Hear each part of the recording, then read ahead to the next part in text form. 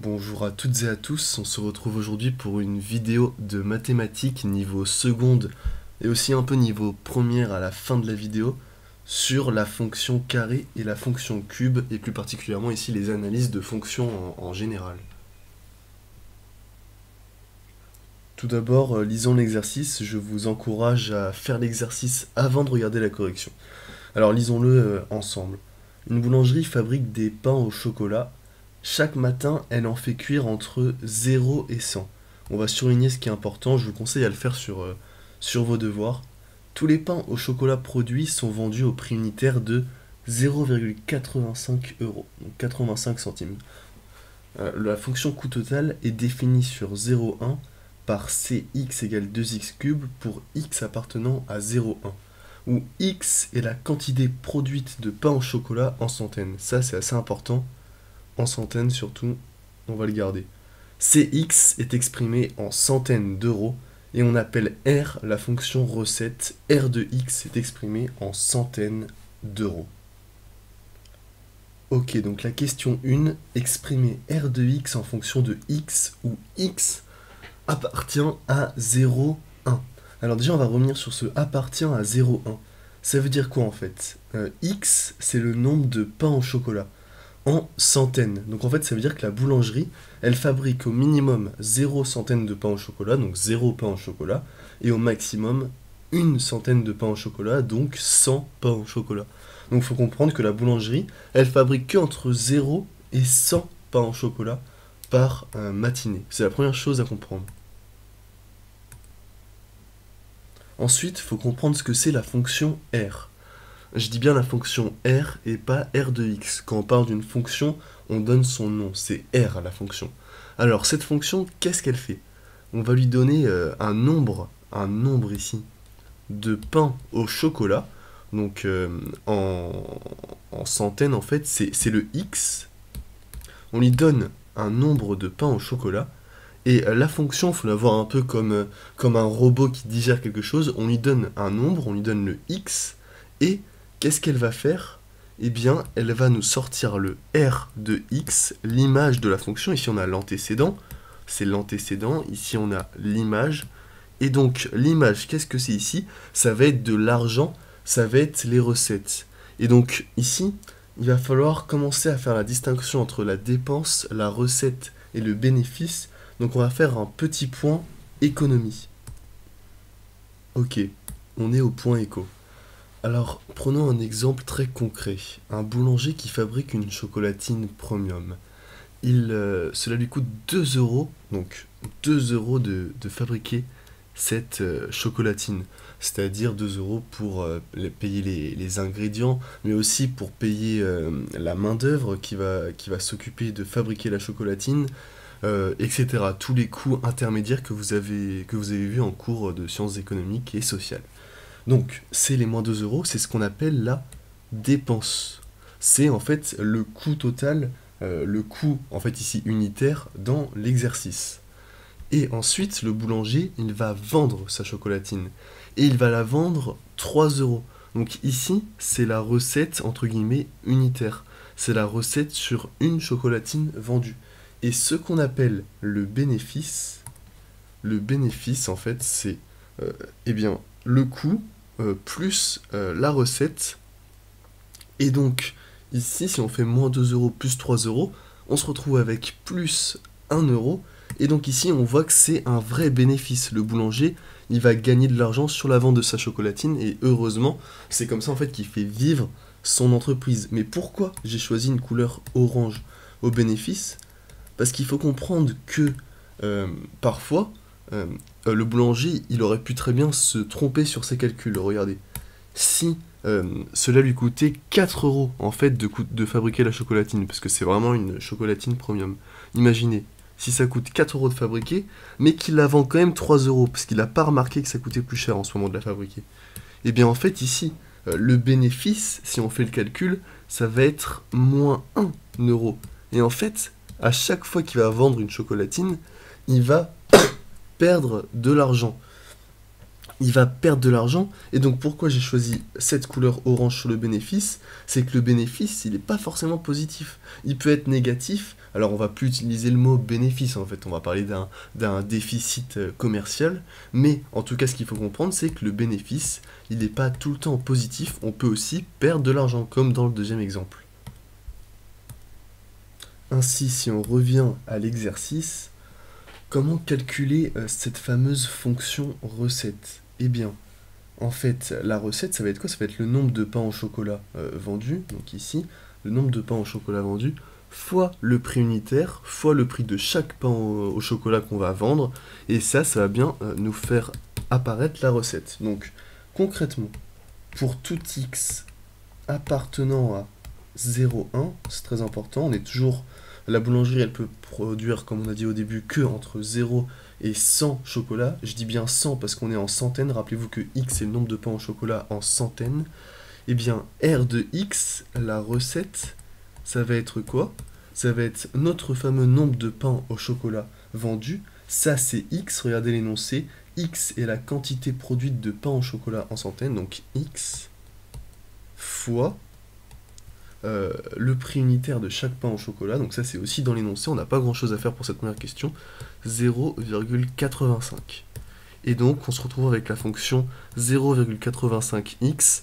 Vous voyez directement grâce à votre cours que cette fonction c'est une fonction affine et même bien plus particulièrement une fonction linéaire vu que c'est la forme ax plus b avec a égale 0,85 et b égale 0.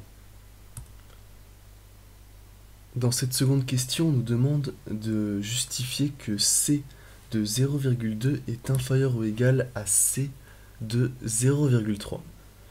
Alors, évidemment, on vérifie d'abord qu'on est bien sur l'intervalle 0,1. C'est là où la fonction C de x, la fonction C pardon, est définie. Bah oui, c'est le cas, 0,2 et 0,3, ça appartient à 0,1, il n'y a pas de problème. Alors, cette question, je vais essayer d'y répondre par deux moments. Un premier moment, on va y répondre de manière logique, et c'est ce qu'on attend chez vous, la classe de seconde. La logique, c'est quoi? En fait, on va essayer de comprendre en français qu'est-ce que c'est C de 0,2. C'est le coût total, le coût que le boulanger a eu pour produire 0,2 centaines de pains au chocolat, c'est-à-dire 20 pains au chocolat en fait. C de 0,2, c'est le coût pour produire 20 pains au chocolat. C de 0,3, c'est le coût pour produire 30 pains au chocolat. Et donc, c'est tout à fait logique que ça coûte moins cher de produire 20 pains au chocolat et ça coûte plus cher de produire 30 pains au chocolat. C'est juste de la logique en français, il n'y a pas vraiment de maths ici. Pourquoi? Parce que 20 pains au chocolat, il faudra moins d'ingrédients, moins de temps, donc moins de main-d'œuvre à payer. Et 30 pains au chocolat, ça va prendre plus de temps à produire, il va falloir plus d'ingrédients, etc. Donc ça suffit amplement pour dire que C de 0,2 est inférieur ou égal à C de 0,3. Et une fois qu'on a ça, on peut dire donc que la fonction ici, elle est croissante sur 0,1. Enfin, on peut dire, on peut supposer. Et en fait, ça va m'amener à la deuxième logique pour répondre à cette question.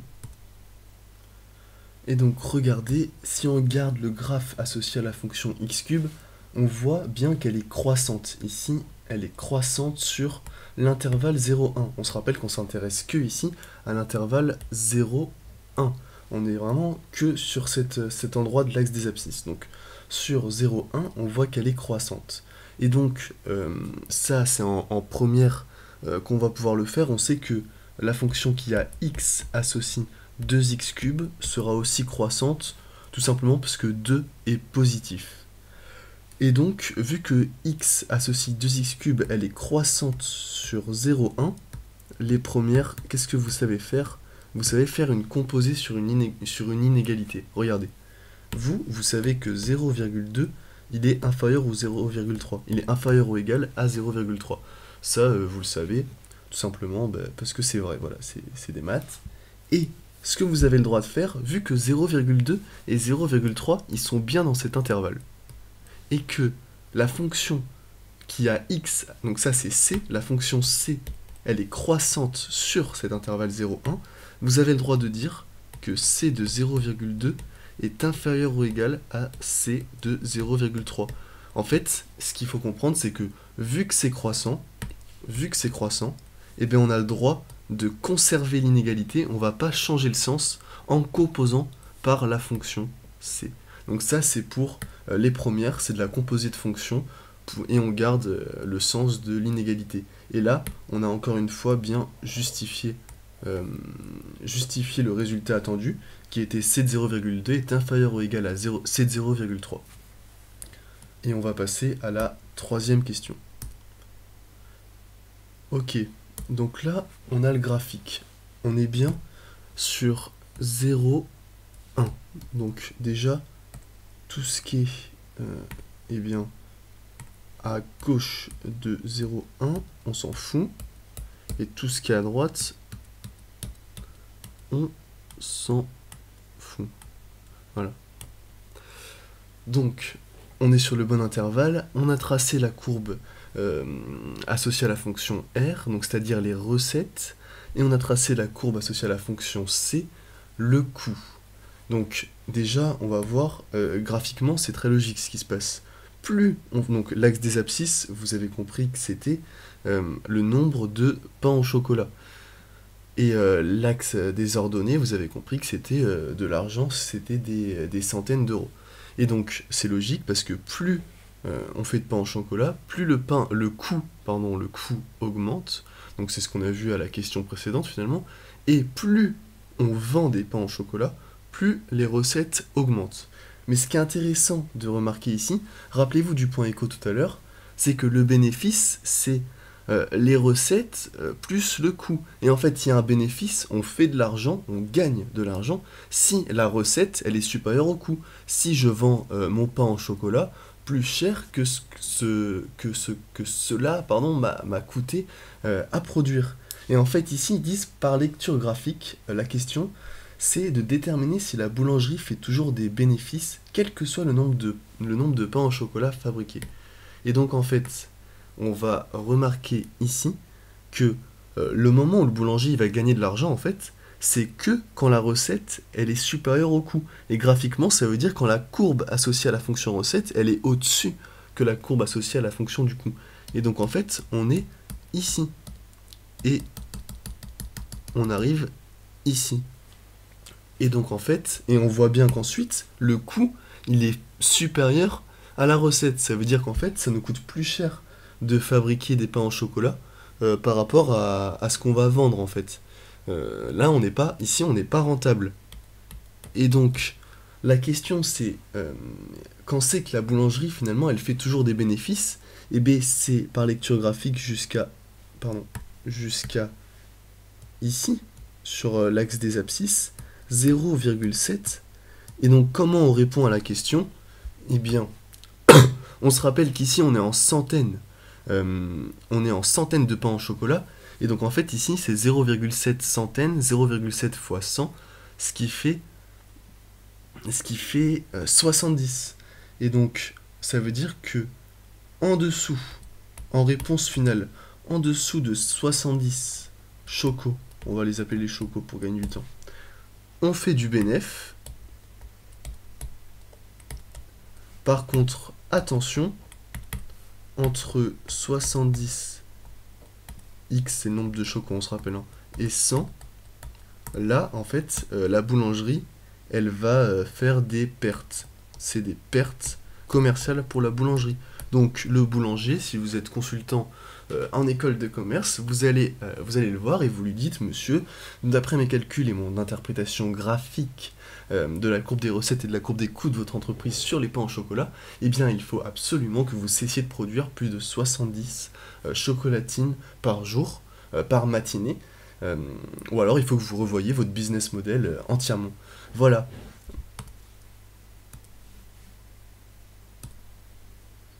Et donc maintenant, on va rentrer dans le programme de la classe de première en mathématiques.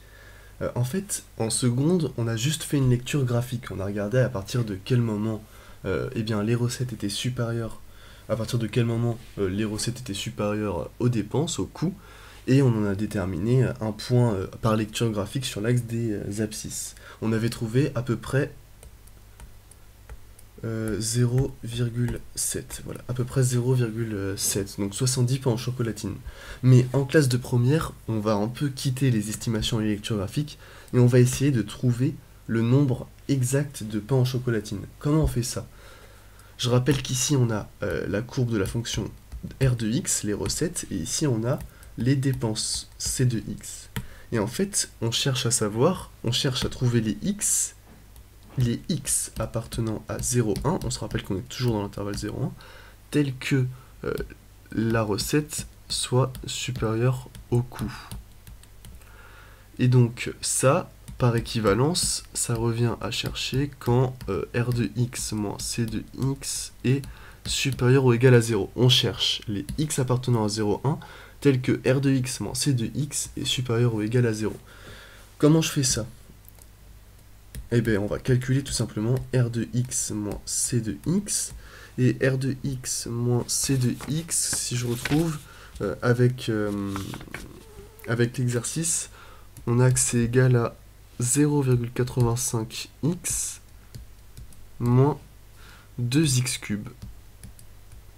Alors, ici, on n'oublie pas, faut vraiment avoir le réflexe en première, surtout quand on cherche le signe, parce qu'on cherche le signe, on cherche à savoir si c'est supérieur ou égal à 0, donc on cherche à savoir si c'est positif. Et donc, le premier réflexe qu'on a, évidemment, vous l'avez tous, c'est de factoriser. Donc on factorise et on se retrouve avec 0,85 moins x carré. J'ai factorisé par x, parce que comme vous pouvez le voir, on avait du x ici, et on avait, en fait ici, x cube, c'est quoi x cube? Eh bien, c'est tout simplement x carré fois x. Et donc j'ai fait apparaître mon facteur commun qui est x. Et il me reste, eh bien il me reste quoi? Il me reste 0,85 et 2x carré, moins 2x carré même. C'est bien, ouais d'ailleurs, moins 2x carré. C'est important de faire ces petites vérifications parce qu'on se rend compte que j'ai fait une erreur en effet. Ici, il manque 1, 2. Voilà, donc c'est bien ce qu'on retrouve ici sur la factorisation par x. Là, je vous apprends rien, je pense. Et donc, qu'est-ce qu'on va faire? Eh bien, en fait, c'est super d'avoir factorisé pour la simple et bonne raison que, on n'oublie pas, on est sur 0,1. On cherche le signe, et bien en fait, mon x qui est ici, il est bien supérieur à 0, vu qu'il est entre 0 et 1. Et donc, qu'est-ce qui va déterminer le signe? Eh bien, c'est que cette partie de mon égalité, qui est moins 2x carré, je vais la réécrire, plus 0,85. Et donc là, attention, ça doit faire bip bip dans votre tête. Ici, évidemment, on a une fonction du second degré, comme vous les appelez normalement. Et donc, comment on fait pour trouver le signe d'une fonction du second degré? Eh bien, on fait la technique classique, en fait, moins 2x carré plus 0,85. On est d'accord que c'est moins 2x carré plus 0 fois x. On voit bien qu'il n'y a pas de coefficient devant x ici, hein. Il n'y a rien en x, et plus 0,85. Et donc on retrouve nos fameux coefficients du second degré, A, B et C. Donc ax carré plus bx plus c. Donc qu'est-ce qu'on fait une fois qu'on a ça? Vous connaissez la technique, on calcule le discriminant. Donc ici b carré 0, moins, on va réécrire la formule, b carré moins 4ac, donc b carré 0, moins 4 fois a, donc moins 4 fois moins 2 ça fait 8, et 8 fois 0,85, ça vous le faites à la calculette parce que vous avez le droit au baccalauréat à la calculatrice, 8 fois 0,85, ça fait 6,8. Et donc, on a un discriminant supérieur ou égal à 0. Ainsi, on sait d'après le cours qu'il y a deux solutions. x1 égale moins b moins racine de delta sur 2a. Donc là, il suffit juste de remplacer. Du coup, on obtient, après un calcul sur la calculatrice, et on obtient donc, après calcul sur la calculatrice, x1 qui est environ égal à 0,651 et x2 qui est environ égal à 0 moins 0,651. Alors, ici, attention, il y a une erreur à ne pas faire, c'est qu'on a deux solutions, mais en fait celle-là on s'en fout. Et pourquoi on s'en fout? Parce que en fait il y a le moins ici. Donc en fait on n'est plus, cette solution, elle n'appartient pas à notre intervalle 0, 1.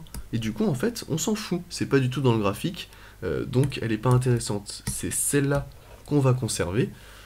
Et ici, eh bien en fait, on va quand même tracer le tableau de signes de cette